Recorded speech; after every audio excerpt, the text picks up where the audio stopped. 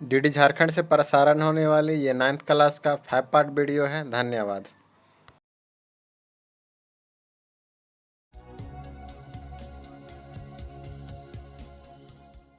नमस्कार दोस्तों, आज जो हम अध्याय करने जा रहे हैं उसका नाम है गति। आज हम इसका दूसरा भाग करेंगे और ये वाला जो भाग है वो इससे पहले वाले भाग से थोड़ा सा कठिन है। तो चलिए देखते हैं कि इस भाग में हम क्या जानने वाले हैं। जरा ध्यान से देखिएगा।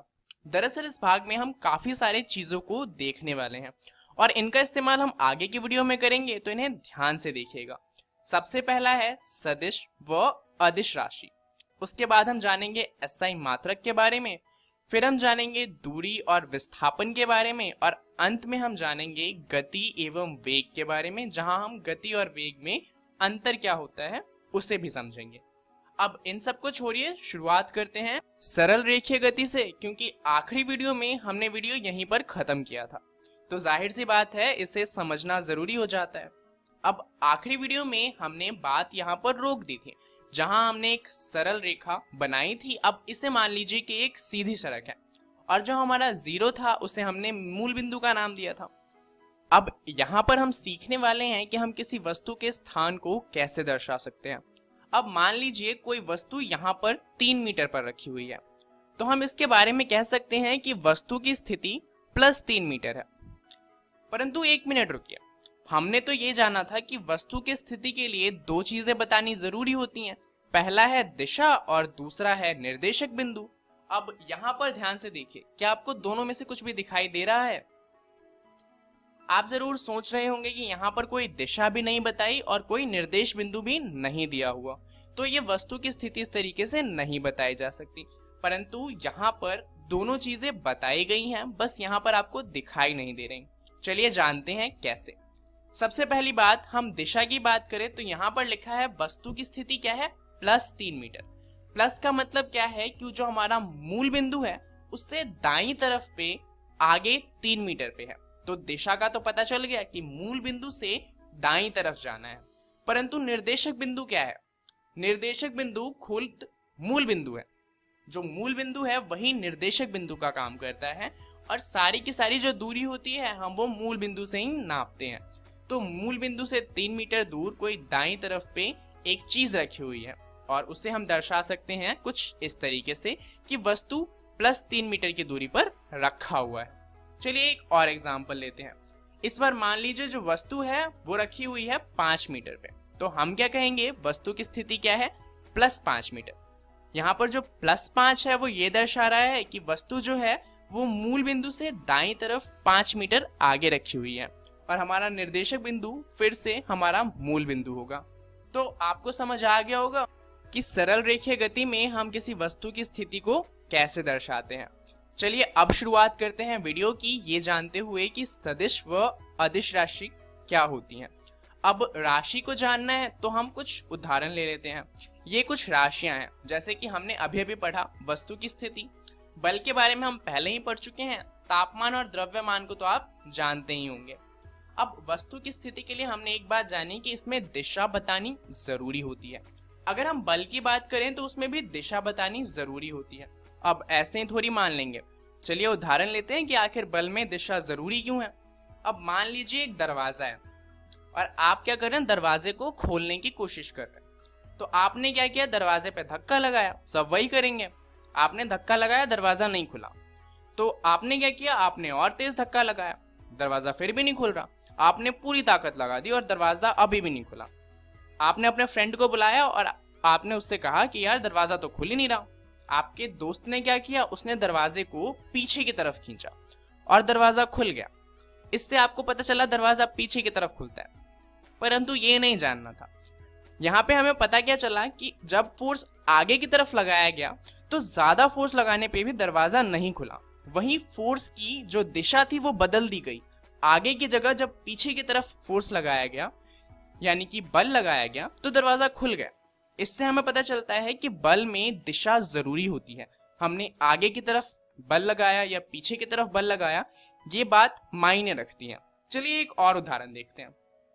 ये एक आदमी है जो किसी छत से लटका हुआ है। क्यों लटका हुआ है वो नहीं पता, वो जानते भी नहीं है, उसे छोड़ दीजिए। अभी हम ये देखते हैं कि आपने इसे देखा तो आप क्या करेंगे, आप या तो इसे ऊपर की तरफ खींच सकते हैं, उससे क्या होगा कि ये बंदा बच जाएगा। परंतु ये भी हो सकता है कि आप गलती से इसे नीचे की तरफ धक्का दे दें, उसमें क्या होगा, ये गिर जाएगा।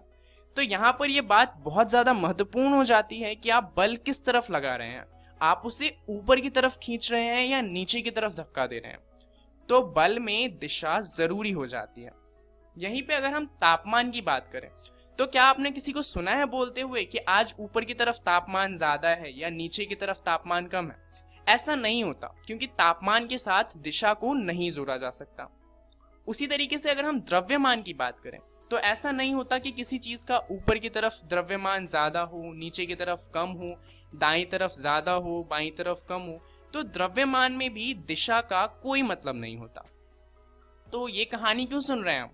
दरअसल कुछ चीजें होती हैं जिसमें दिशा बतानी महत्वपूर्ण होती है और कुछ चीजों में दिशा नहीं जोड़ी जा सकती। यही होती हैं सदिश व अदिश राशियां। चलिए एक बार दोनों की परिभाषा देख लेते हैं। सदिश मात्रा वे मात्राएं होती हैं जिनके साथ दिशा जुड़ी हुई होती है। उदाहरण के लिए वस्तु की स्थिति या फिर बल। वहीं पे अगर हम अदिश मात्रा की बात करें तो नाम से ही पता चल रहा है कि इसमें दिशा नहीं होगी। ये वे मात्राएं हैं जिनके साथ दिशा को नहीं जोड़ा जा सकता। उदाहरण के लिए तापमान व द्रव्यमान। तो ये बात आपको समझ में आ गई होगी। चलिए अब जानते हैं मात्रक क्या होता है। अब मात्रक फिजिक्स में बहुत ज्यादा जरूरी होता है। अगर आप कोई सा भी सवाल सही उत्तर भी निकालते हैं और उसमें मात्रक लगाना भूल जाते हैं तो आपके नंबर नहीं मिलते, नंबर कट जाते हैं। तो मात्रक बहुत ज्यादा जरूरी है। अब ऐसा क्यों है, चलिए जानते हैं। शुरुआत करते हैं मात्रक की परिभाषा से। तो यह एक संदर्भ मानक है जिसके संदर्भ में किसी भी भौतिक मात्रा को मापा जा सकता है। उदाहरण के लिए भौतिक मात्रा का एक उदाहरण है आपकी हाइट। मान लीजिए आपकी हाइट है 5 फुट 5 इंच और आपके दोस्त की भी हाइट है 5 फुट 5 इंच। तो इसका मतलब क्या है कि आप दोनों की हाइट बराबर होगी। ऐसा नहीं होगा कि आपका 5 फुट 5 इंच ज्यादा होगा और आपके दोस्त का 5 फुट 5 इंच कम होगा। तो आप जरूर सोच रहे होंगे कि क्या ये अजीब सी बात है, ऑब्वियसली बराबर होगा। परंतु पहले क्या होता था, हम चीजों को हाथों से नापा करते थे। उसमें क्या होता था, कुछ लोगों के हाथ बड़े होते थे, कुछ लोगों के छोटे होते थे। तो इस तरीके से नापने की चीजों को अच्छे से नहीं किया जा सकता था और इसीलिए एक संदर्भ मानक बनाया गया जिसे मात्रक कहा जाता है। अब यहाँ पर भी एक दिक्कत थी। मान लीजिए आपका जो वजन है वो है 125 किलोग्राम। अब इतना ज्यादा तो नहीं होगा पर मान लीजिए इतना है। तो अगर आप किसी को बताएंगे कि आपका वजन 125 किलोग्राम है तो वो समझ जाएगा कि आपका जो वजन है वो काफी ज्यादा है। परंतु मान लीजिए आप उसे बताते हैं कि आपका वेट 125 है, तो उसे तो समझ में नहीं आएगा कि 125 क्या है, किलोग्राम है या ग्राम है या फिर किस में बता रहे हो आप वजन। तो 125 का कोई मतलब नहीं जब तक उसके पीछे हम केजी ना लगा दें। ठीक है, तो अगर हम किसी नंबर के पीछे उसका यूनिट नहीं लगाते तब तक उसका कोई मतलब नहीं रह जाता। परंतु यहाँ भी एक दिक्कत थी। दरअसल हमारा जो पृथ्वी है वो बहुत बड़ा है और हमारे पास जो यूनिट है वो भी बहुत ज्यादा है। हम वजन को केजी में भी नाप सकते हैं, ग्राम में भी नाप सकते हैं, एलबी में भी नाप सकते हैं, टन में भी नाप सकते हैं और जिनको जो पसंद होता है वो उसका इस्तेमाल करते हैं। तो इससे दिक्कत क्या होती है कि आप मान लीजिए इंडिया में रहते हैं और आपको काम करने के लिए जाना पड़ता है अमेरिका, और वहां पर लोग क्या कर रहे हैं कि चीजों को केजी में नहीं नापते, ग्राम में नापते। तो दिक्कत क्या होगी, आपका सारा का सारा टाइम उस केजी के यूनिट को ग्राम में कन्वर्ट करने में लग जाएगा। तो इसके लिए क्या किया गया, इसके लिए बनाया गया एसआई मात्रक, जहां पर यह बताया गया कि आपको जितनी भी चीजें हैं वो इन चीजों में नापनी है। जैसे कि लंबाई के लिए कहा गया कि आपको सारी की सारी लंबाई मीटर में नापनी है, सारे द्रव्यमान किलोग्राम में नापने हैं और जितनी भी समय की बात होगी वहां पर आप समय को सेकंड्स में लेंगे। तो इससे फायदा क्या हुआ कि अब हर जगह पर इन्हीं का इस्तेमाल होता है। तो आप किसी और देश में भी जाकर काम करेंगे तो वहां पर आपको कन्वर्ट करने वाली झंझट नहीं झेलनी पड़ेगी। चलिए अब जानते हैं दूरी और विस्थापन को। दरअसल दूरी वास्तविक पथ जो वस्तु द्वारा तय किया गया हो उसे कहा जाता है। तो मान लीजिए कोई वस्तु सबसे पहले 0 मीटर पे है, थोड़ा सा आगे जाती है, थोड़ा और आगे जाती है और फिर सोचती है कि वापस आ जाना चाहिए और वापस आ जाती है। तो पहले 3 मीटर गई थी, फिर 2 मीटर गई थी और फिर वापस 3 मीटर आ गई। कुल दूरी कितनी हो जाएगी, सबको जोड़ देंगे हमारे पास 8 मीटर कुल दूरी आ जाएगी, जो कि एक अदिश मात्रा है। अब वहीं पर विस्थापन की अगर हम बात करें तो वस्तु की प्रारंभिक और अंतिम स्थिति के बीच की न्यूनतम दूरी को वस्तु का विस्थापन कहा जाता है। तो यहाँ पर न्यूनतम दूरी क्या है, पहले 0 मीटर थी, अब 2 मीटर पे आ गई है। तो न्यूनतम दूरी कितनी हो जाएगी, इस और इसके बीच की दूरी वो कितनी है, 2 मीटर। तो विस्थापन आ गया 2 मीटर। अब ये एक सदिश मात्रक है, ऐसा क्यों, चलिए जानते हैं।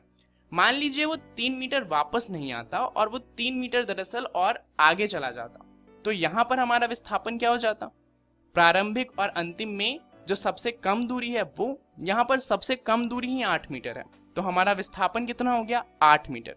यहाँ पर हमने क्या बदला था, सिर्फ दिशा बदली थी। दिशा बदलने पे हमारा उत्तर भी बदल गया, इसलिए एक सदिश मात्रक है। चलिए आप जानते हैं गति और वेग को। एक तरफ लिखते हैं गति, एक तरफ लिखते हैं वेग। अब क्योंकि वेग जो है वो एक सदिश मात्रक है, तो इसके ऊपर हम एक एरो लगाते हैं। इसका मतलब होता है कि ये एक सदिश मात्रक है। अब अगर हम गति की बात करें तो गति का जो सूत्र होता है वो होता है दूरी बटे में समय। दूरी मीटर में लेते हैं और समय सेकंड में, तो यूनिट क्या हो जाएगी, मीटर पर सेकंड। वहीं अगर हम वेग की बात करें तो वेग होता है विस्थापन अपॉन में समय। विस्थापन भी मीटर में लिया जाता है और समय सेकंड में, तो इसकी यूनिट भी गति जैसी ही होती है, मीटर पर सेकंड। अब चलिए जानते हैं गति अदिश मात्रक क्यों है और वेग सदिश मात्रक क्यों है। दरअसल गति में दो चीजें होती हैं, दूरी जो कि एक अदिश मात्रक है और समय वो भी एक अदिश मात्रक है। क्योंकि दोनों ही अदिश हैं इसलिए गति भी एक अदिश मात्रक है। वहीं पर अगर हम वेग की बात करें तो वेग में समय तो अदिश है परंतु जो विस्थापन है वो सदिश है, और इसी वजह से हमारा वेग सदिश मात्रक बन जाता है। अब गति और वेग में एक और चीज है जो है औसत गति और औसत वेग। चलिए इसे समझते हैं। मान लीजिए जो 4 डॉट हैं, यहाँ पर 4 दूरियां दिखाई गई हैं, S1, S2, S3 और S4। इन दूरियों को पूरा करने में अब कुछ समय भी तो लगा होगा, तो मान लेते हैं S1 के लिए हमें T1 समय लगा, S2 के लिए T2 एंड सो ऑन। तो यहाँ पर हमारा औसत गति क्या हो जाएगा, जितनी भी दूरी है उन सबका सम अपॉन में जितना भी टाइम है उन सबका सम, कुल दूरी अपॉन में कुल समय। तो यहाँ पर कुल दूरी कितनी होगी, S1 से लेके S4 तक का सम, और कुल समय क्या हो जाएगा, T1 से लेके T4 तक का सम। परंतु औसत वेग थोड़ा सा अलग है। औसत वेग में क्या करते हैं, मान लीजिए चारों में हमारा वेग अलग था। पहले में हमारा था वेग v1, दूसरे में वेग था v2, तीसरे में वेग था v3 और चौथे में वेग था v4। तो यहाँ पर औसत वेग निकालते हैं, जितने भी वेग होते हैं उन सबका सम और जितने भी नंबर ऑफ वेग्स होते हैं उनसे डिवाइड। जैसे कि यहाँ पर 4 वेग थे तो 4 से डिवाइड किया है, अगर 2 वेग होते तो 2 से डिवाइड करते हैं। तो यहाँ पर औसत गति और औसत वेग का जो सूत्र है वो अलग है, तो यहाँ पर कंफ्यूज नहीं होइएगा और गलती नहीं कीजिएगा। चलिए जानते हैं इस वीडियो में हमने क्या सीखा। सबसे पहले हमने जाना सदिश व अदिश राशि को, उसके बाद हमने जाना एसआई मात्रक को, फिर हमने जाना दूरी और विस्थापन को, और आखिरी में हमने जाना गति एवं वेग को। अब इन सब के बारे में आपको पढ़ना है एनसीईआरटी के गति वाले अध्याय में, जहां पर आपको पढ़ना है सरल रेखीय गति और दिशा के साथ चाल। अगली वीडियो में हम बात करेंगे एक समान गति और असमान गति के बारे में। इस वीडियो के लिए इतना ही, धन्यवाद।